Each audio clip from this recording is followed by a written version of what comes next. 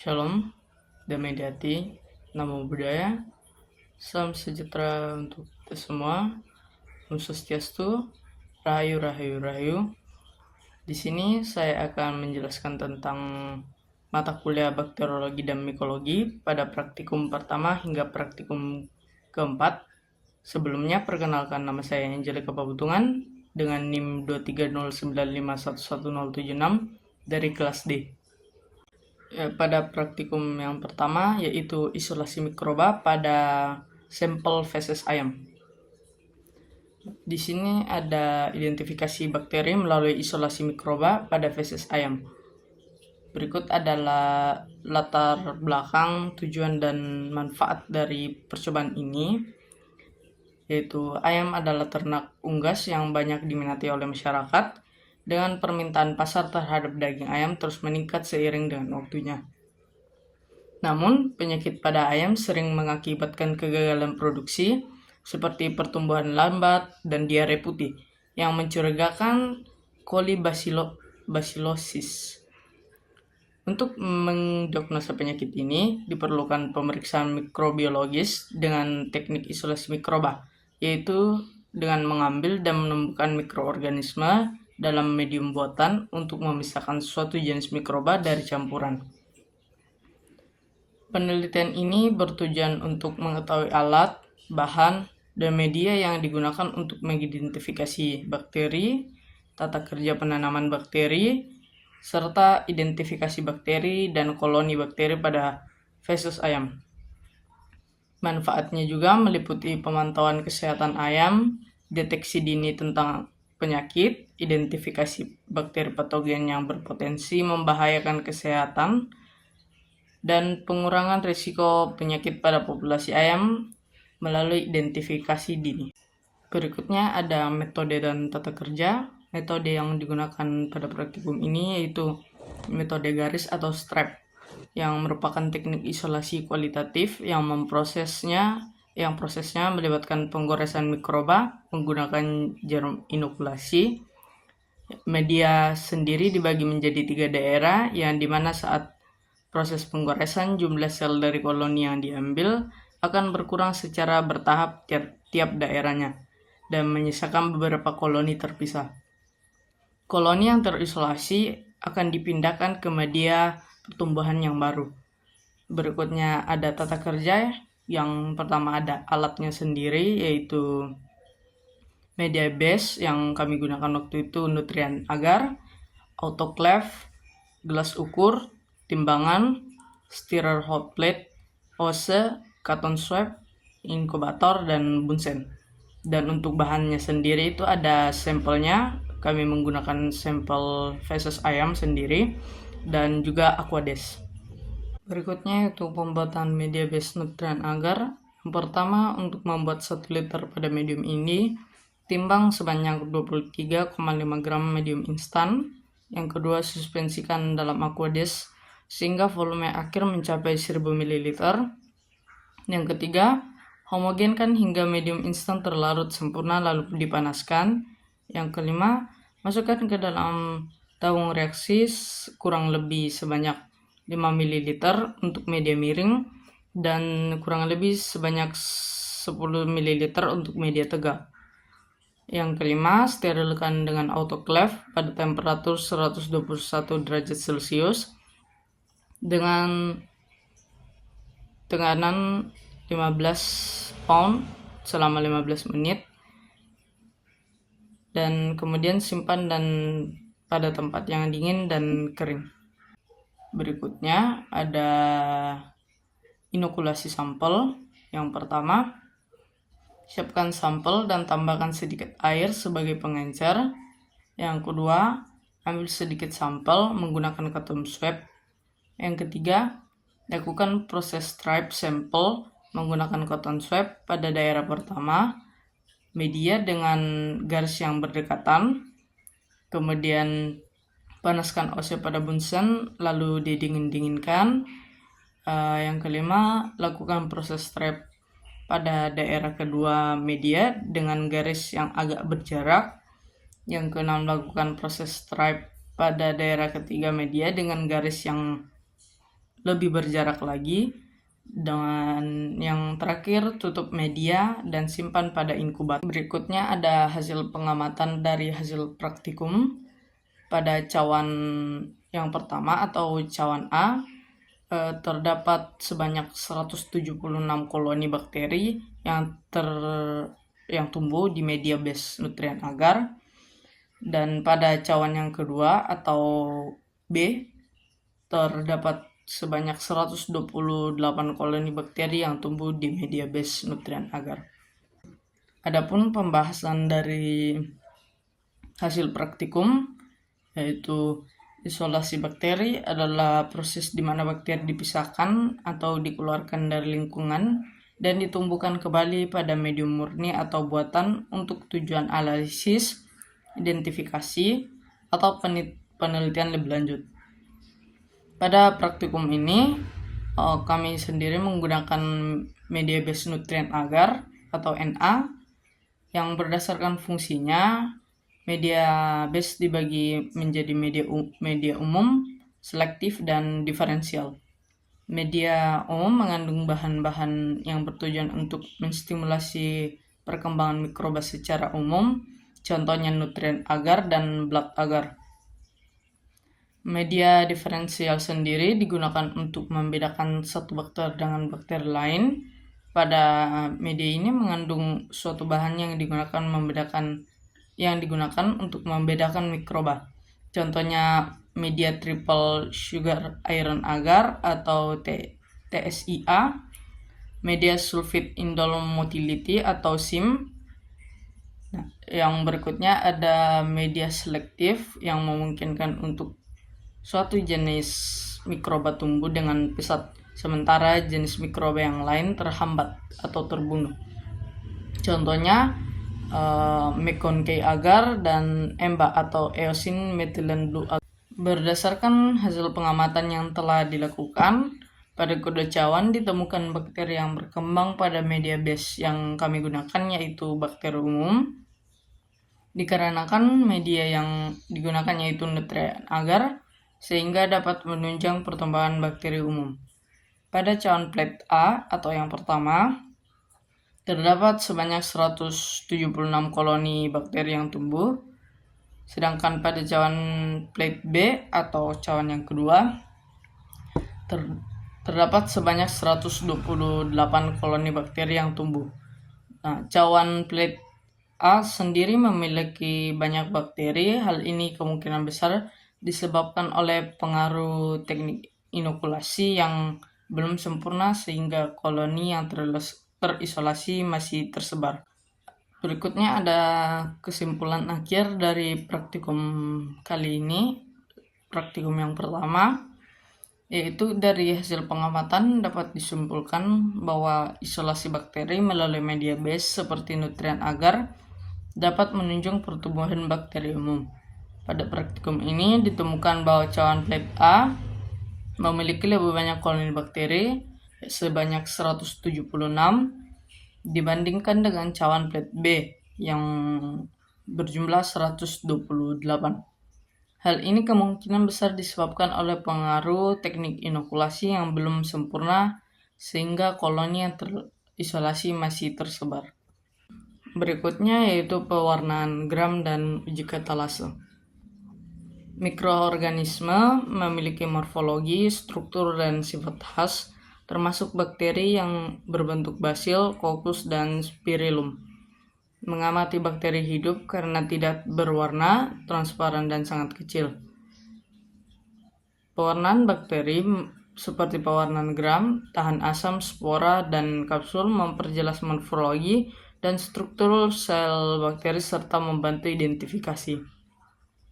Pewarnaan gram menggunakan kristal violet, fiksasi, dekolorisasi, dan counterstaining dengan safranin untuk membedakan bakteri gram positif yang berwarna ungu biru dan gram negatif yang berwarna merah atau merah muda. Uji katalase menguji apakah bakteri mengandung enzim katalase yang memecah H2O2 menjadi H2O dan O2. dan untuk membantu identifikasi dan klasifikasi. Penelitian ini bertujuan untuk memudahkan pengamatan bakteri di mikroskop, memperjelas ukuran dan bentuk bakteri, melihat struktur luar dan dalam bakteri, serta mengidentifikasi bakteri penghasil katalase. Manfaatnya sendiri termasuk untuk membedakan bakteri berdasarkan sifat dinding sel mereka dan aktivitas katalase yang penting dalam identifikasi dan klasifikasi. Berikutnya yaitu pewarnaan gram dan uji katalase. Mikroorganisme memiliki morfologi, struktur, dan sifat khas, termasuk bakteri yang berbentuk basil, kokus, dan spirillum. Mengamati bakteri hidup karena tidak berwarna, transparan, dan sangat kecil. Pewarnaan bakteri seperti pewarnaan gram, tahan asam, spora, dan kapsul memperjelas morfologi dan struktur sel bakteri serta membantu identifikasi. Pewarnaan gram menggunakan kristal violet, fiksasi, dekolorisasi, dan counterstaining dengan safranin untuk membedakan bakteri gram positif yang berwarna ungu biru dan gram negatif yang berwarna merah atau merah muda.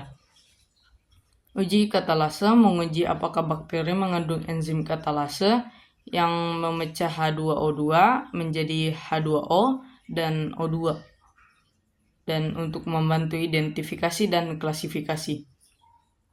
Penelitian ini bertujuan untuk memudahkan pengamatan bakteri di mikroskop, memperjelas ukuran dan bentuk bakteri, melihat struktur luar dan dalam bakteri, serta mengidentifikasi bakteri penghasil katalase. Manfaatnya sendiri termasuk untuk membedakan bakteri berdasarkan sifat dinding sel mereka dan aktivitas katalase yang penting dalam identifikasi dan klasifikasi. Berikutnya ada metode dan tata kerja. Metodenya sendiri yaitu pewarnaan gram yang merupakan teknik identifikasi mikrobiologi untuk membedakan bakteri menjadi dua kelompok berdasarkan sifat dinding selnya, gram positif dan negatif. Pewarnaan dengan kristal violet, fiksasi dengan Lugol, destain dengan alkohol atau aseton, dan pewarnaan ulang dengan safranin dan atau fusin dilanjutkan dengan observasi di bawah mikroskop untuk identifikasi. Metode yang kedua yaitu uji katalase adalah teknik identifikasi mikrobiologi untuk identifikasi bakteri yang menghasilkan enzim katalase. Penambahan H2O2 3% pada koloni bakteri yang telah ditempatkan pada objek gelas diikuti oleh observasi gelembung gas oksigen. Kehadiran katalase sendiri ditandai dengan produksi gelembung gas oksigen saat bakteri terpapar larutan H2O2 3%. Adapun alat dan bahan yang digunakan, yang pertama alat yaitu ada objek gelas, pose, pipet, bunsen, tisu atau kain lap, dan yang kedua itu bahan yang terdiri dari sampel, kristal violet, iodin, alkohol atau aseton, dan safranin. Yang pertama ada pewarnaan gram yang dengan tata cara yang pertama, siapkan objek gelas yang steril atau yang telah difiksasi. Kemudian ambil sampel menggunakan OC, buat pola kecil dan letakkan pada objek gelas. Berikutnya itu teteskan kristal violet selama 1-2 menit, kemudian dibersihkan. Lalu teteskan gram iodin selama 1-2 menit, lalu dibersihkan. Dan teteskan alkohol setelahnya, ditunggu sekitar 15-30 detik yang lalu dibersihkan. Kemudian teteskan safranin 1-2 menit, lalu kemudian dibersihkan kembali dengan air mengalir. Berikutnya ada tata cara pada uji katalase. Yang pertama, lakukan sterilisasi pada OC dan panaskan menggunakan bunsen sampai ujung jarum ose berwarna merah, kemudian didinginkan di tengah plate dengan cara ditempelkan. Berikutnya, pindahkan sampel menggunakan jarum ose dari media ke objek gelas yang sudah disiapkan. Kemudian tambahkan 1 hingga 2 tetes larutan H2O2 3%, kemudian amati reaksi yang terjadi.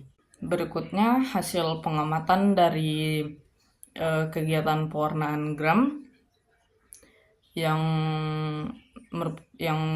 mana bakterinya berkoloni. Terdapat bakteri yang berwarna merah yang lebih mendominasi atau bakteri gram negatif dibandingkan dengan bakteri yang berwarna biru keunguan atau bakteri gram positif. Kemudian hasil pada uji katalase sendiri, sampel koloni bakteri E. coli yang diberikan H2O2 3%, setelah beberapa menit terdapat gelembung gas di sekitar sampel koloni bakteri. Berikutnya ada pembahasannya sendiri. Pewarnaan gram merupakan jenis pewarnaan diferensial yang menggunakan pewarna utama kristal violet dan pewarna tandingan atau safranin dengan safranin. Warna yang dihasilkan yaitu ungu yang bersifat positif dan merah yang bersifat negatif. Pada bakteri gram positif, alkohol yang digunakan untuk dekolorisasi tidak bekerja sehingga warna pada kristal violet dan iodin tidak luntur, sehingga saat ditambahkan safranin tidak merubah warnanya. Maka dari itu, warna yang dihasilkan yaitu ungu kebiruan.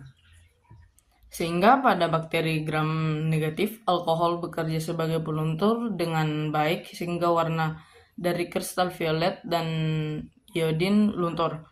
Sehingga saat ditambahkan safranin merubah warna pewarnaannya awalnya, maka dari itu warna yang dihasilkan adalah merah. Nah, pada praktikum pewarnaan gram yang telah kami lakukan, dapat diamati dari hasil pewarnaannya dominan berwarna merah. Maka dari itu dapat disimpulkan bahwa bakteri gram negatif yang mendominasi.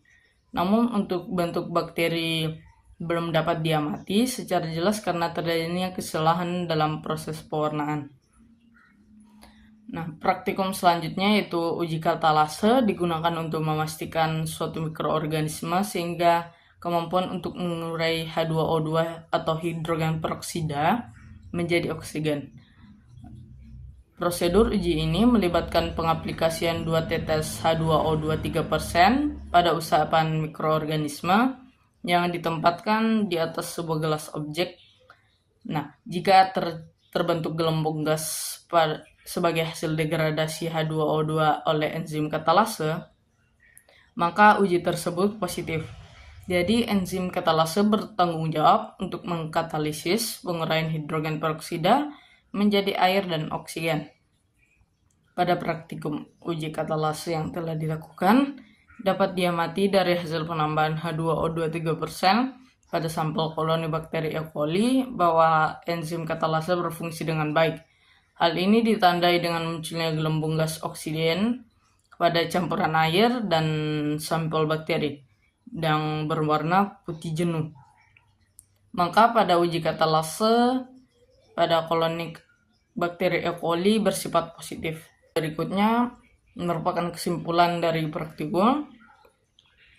Berdasarkan hasil pengamatan yang telah dilakukan pada pengamatan pewarnaan gram didapatkan hasil bakteri berkoloni dan bakteri yang berwarna merah terlihat mendominasi daripada bakteri yang berwarna ungu. Maka dari hasil pengamatan kami dapat disimpulkan bahwa yang mendominasi itu bakteri gram negatif. Nah, pada pengamatan uji katalase sendiri, sampel koloni E. coli yang diberikan H2O2 3%, selang beberapa menit terlihat gelembung gas oksigen di sekitar sampel koloni bakteri, maka dapat disimpulkan bahwa koloni bakteri E. coli yang diamati mengandung enzim katalase atau bersifat positif.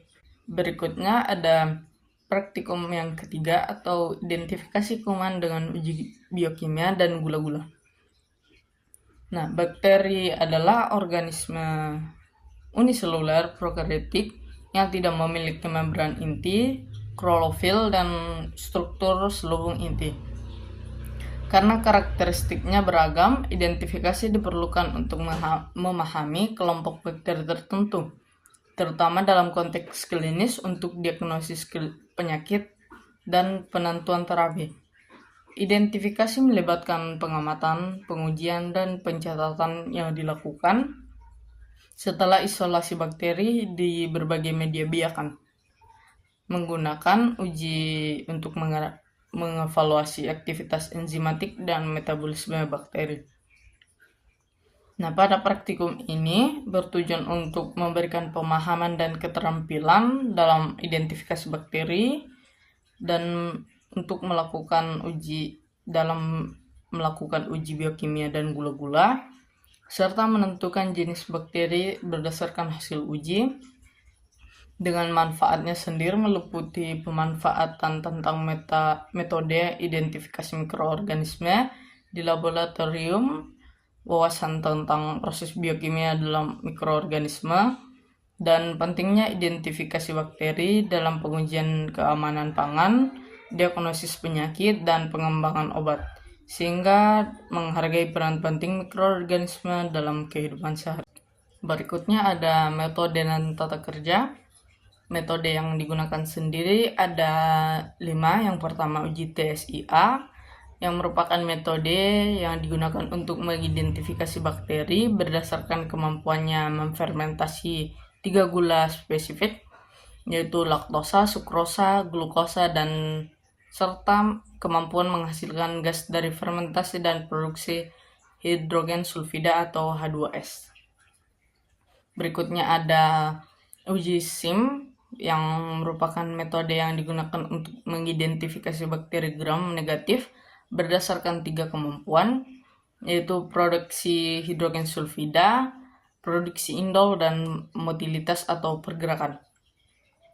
Berikutnya ada uji MRVP, adalah 2 tes terpisah yang dilakukan menggunakan media tunggal untuk mengidentifikasi bakteri gram negatif berdasarkan cara mereka memecah glukosa.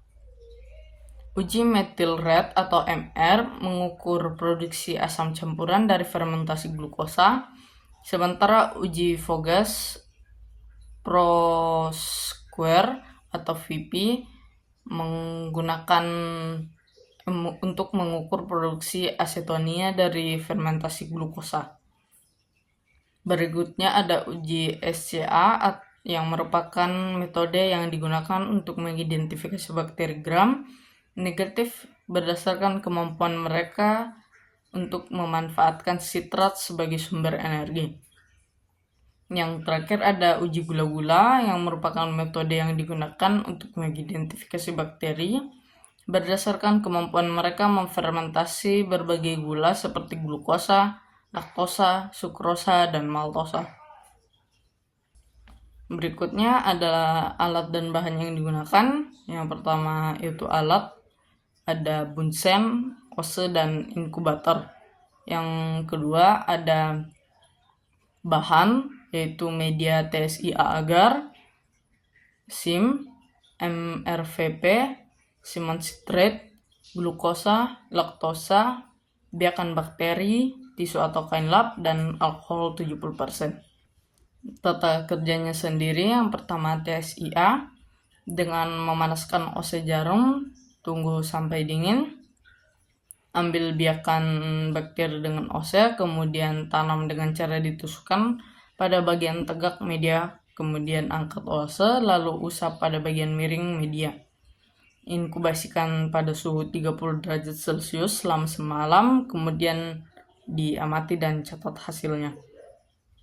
Yang kedua ada SIM, yang tata kerjanya yang pertama, panaskan ose jarum, tunggu sampai dingin, ambil biakan bakteri dengan ose, kemudian tanam dengan cara ditusukkan atau dicelupkan pada bagian tegak media, kemudian angkat ose. Kemudian inkubasikan pada suhu 30 derajat Celcius selama semalam, kemudian amati hasil dan amati dan catat hasil. Berikutnya ada MRVP. Dengan tata cara yang pertama, panaskan ose jarum, tunggu sampai dingin, ambil biakan bakteri lalu ditanam dengan cara mencelup-celupkan ose ke dalam media. Inkubasikan pada suhu 30 derajat Celcius selama semalam. Kemudian biarkan bakteri dapat dibagi menjadi 2 tabung. Deteksi dengan reagen MR dan tabung yang lain dengan reagen VP. Kemudian amati dan catat hasilnya. Ya, berikutnya itu Simon citrate. Dengan tata cara yang pertama, panaskan ose, tunggu sampai dingin, ambil biakan bakteri, lalu tanam dengan cara mengusapkan ose mulai dari bagian miring pada pangkal atau bagian dalam dari media, kemudian usapkan pada permukaan yang miring. Kemudian inkubasikan pada 37 derajat Celcius selama semalam, kemudian amati dan catat hasilnya. Yang terakhir ada uji gula, yang mana tata caranya yang pertama, panaskan ose, tunggu sampai dingin, ambil biakan bakteri lalu tanam dengan celupkan os. Astaga, setan.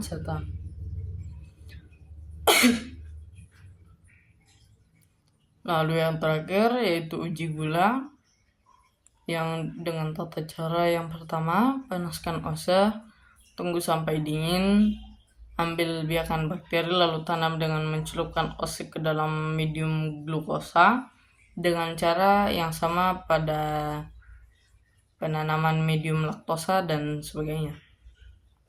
Kemudian inkubasikan pada suhu 30 derajat Celcius selama semalam, lalu hasilnya berikutnya itu hasil dari uji praktikum yang pada gambar pertama, yaitu pada media TSIA, di mana acid bath-nya positif, acid slant positif, H2S negatif, dan gasnya positif. Yang kedua, sulfit indol motility atau SIM, H2S-nya negatif, indol positif, motilitas positif. Yang ketiga, MRVP, di mana MR sendiri atau methyl red positif dan VP-nya juga positif. Pada gambar yang keempat, Simon citrate agar atau SCA, tidak terjadi perubahan warna sama sekali. Yang kelima atau yang terakhir ada uji gula-gula, di mana glukosa, laktosa, dan gasnya positif. Adapun pembahasannya, pada praktikum bakteriologi dan mikologi ini kami melakukan uji biokimia dan uji gula-gula untuk mengidentifikasi bakteri. Media yang kami gunakan antara lain TSIA, SIM, MRVP, SCA, dan uji gula-gula. Hasil pengamatan pada uji TSIA yaitu acid slant, acid bath, negatif produksi H2S, dan positif produksi gas. Dan dapat disimpulkan bahwa sampel dapat memfermentasi laktosa, sukrosa, dan glukosa. Selain itu, sampel tidak memproduksi H2S sehingga tidak terlihat warna hitam pada media biakan dan memproduksi gas dengan adanya gelembung gas, namun dikarenakan terdapat kesalahan dalam pembuatan media sehingga media semi padat, gas tidak mengangkat media melainkan membentuk gelembung gas. Hasil pengamatan pada uji SIM sendiri yaitu negatif H2S, positif indol, dan positif motilitas.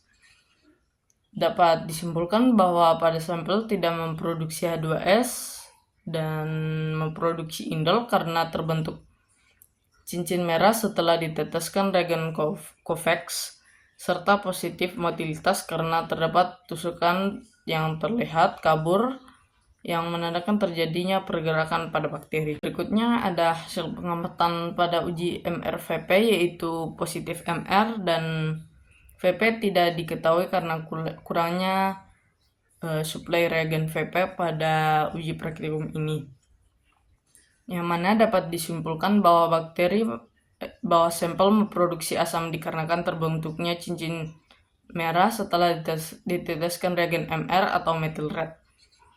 Kemudian ada hasil pengamatan dari uji SCA, yaitu negatif dikarenakan media tidak berubah warna menjadi biru. Dapat disimpulkan bahwa sampel tidak memanfaatkan sitrat sebagai sumber karbon dan energi untuk tumbuh. Kemudian yang terakhir, hasil pengamatan pada uji gula-gula adalah positif memfermentasi karbohidrat dan menghasilkan gas. Dan dapat disimpulkan bahwa sampel dapat memfermentasi karbohidrat dan memproduksi gas karena media biakan berwarna kuning, namun tabung Durham terlihat kosong pada gambar karena kesalahan teknis sehingga gas pada tabung keluar. Nah, dari hasil pengamatan ini, bakteri yang diduga terdapat dalam sampel adalah bakteri Escherichia coli. Adapun kesimpulan dari praktikum kali ini, yaitu bakteri merupakan organisme prokaryotik bersel satu yang tidak memiliki klorofil dan berbentuk selubung inti. Proses identifikasi bakteri dilakukan untuk mengetahui jenis organisme bakteri melalui tahap-tahap pengamatan, pengujian, pencatatan, dan identifikasi hasil pengujian. Nah, dalam identifikasi bakteri terdapat beberapa metode uji dan media yang digunakan, di mana uji-uji ini dapat memberikan informasi spesifik mengenai jenis bakteri dan karakter bakteri berdasarkan pola reaksi kimia yang terjadi. Media yang digunakan dalam menguji sifat-sifat bakteri ini ada tes IA, SIM, MRVP, Simon Citrate, uji gula-gula pada laktosa dan glukosa. Nah, dari pengamatan yang telah kami lakukan, kesimpulan yang kami dapat yaitu pada uji TSIA, sampel terbukti dapat menfermentasi laktosa, sukrosa, dan glukosa. Pada uji SIM terdapat kesimpulan bahwa sampel memproduksi indol, tidak memproduksi H2S, dan positif motilitasi yang menunjukkan adanya pergerakan bakteri. Selanjutnya pada uji MRVP didapatkan hasil positif MR yang berarti sampel memproduksi asam setelah ditetesi reagen methyl red. Kemudian pada uji SCA, sampel tidak memanfaatkan sitrat sebagai sumber energi dan karbon untuk tumbuh. Pada uji terakhir, yaitu uji gula-gula, dapatkan hasil sampel dapat memfermentasi karbohidrat dan menghasilkan. Berikutnya yaitu uji sensitivitas bakteri yang merupakan uji yang terakhir, di mana antibiotik adalah obat yang digunakan untuk melawan infeksi bakteri dengan cara membunuh bakteri atau menghambat pertumbuhannya. Infeksi masih menjadi masalah kesehatan yang serius dan kondisi ini akan menjadi lebih serius jika tidak memiliki antibiotik yang efektif untuk membunuh bakteri penyebab infeksi itu sendiri.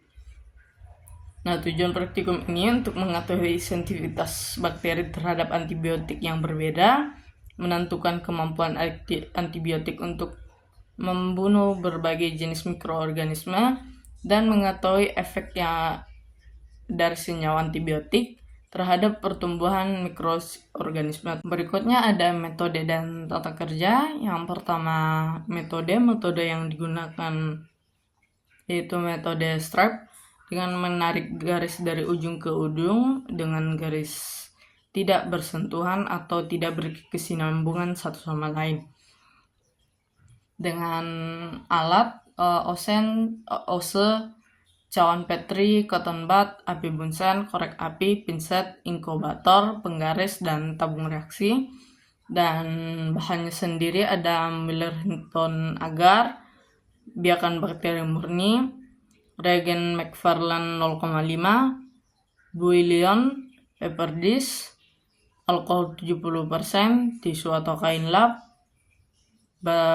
bacitracin, slindamicin, dan sulfametazole.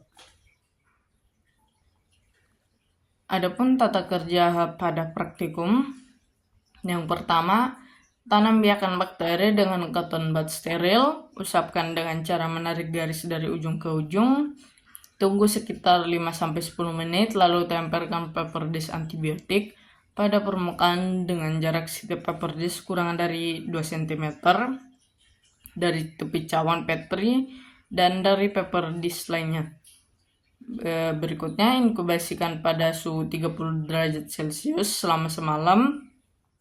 Kemudian amati dan catat killing zone yang terbentuk di sekitar setiap cakram kertas, ya, dan bandingkan masing-masing killing zone dengan zona standar dan simpulkan hasilnya. Berikutnya, hasil dari pengamatan untuk praktikum. Yang pertama itu ada antibiotik bacitracin 10 unit, di mana resisten dengan diameter kurang dari 10 mm dengan label atau tanda T. Bisa dilihat pada gambar bahwa dapat diukur killing zone yang terbentuk pada masing-masing antibiotik. Adapun pembahasan dari praktikum ini, di mana uji sensitivitas sendiri merupakan tes in vitro untuk mengukur kepekaan bakteri penyebab infeksi terhadap berbagai antibiotik. Prosesnya sendiri melibatkan penempelan cakram kertas pada media Mueller-Hinton agar yang telah diinokulasi dengan bakteri menggunakan standar kekaruan Macfarlane 0,5 dengan estimasi 10⁸ unit dengan koloni pembentuk per mililiter. Parameter yang diamati adalah lebar diameter zona hambat atau killing zone pertumbuhan bakteri yang kemudian dicocokkan dengan standar referensi yang ada. Nah, pada percobaan praktikum antibiotik slindamicin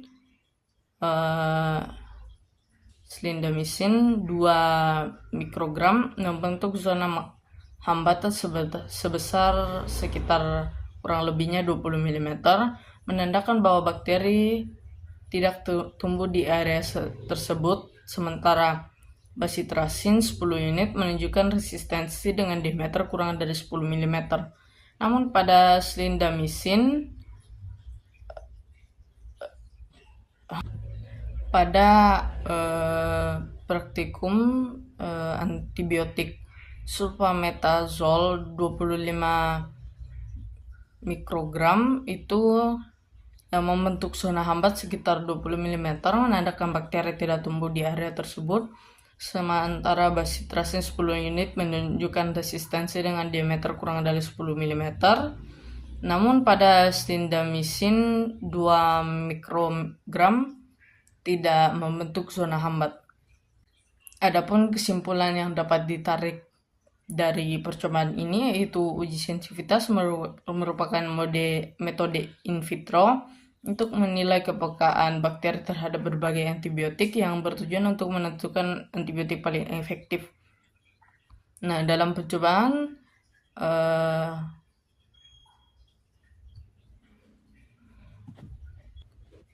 percobaan sulfametazole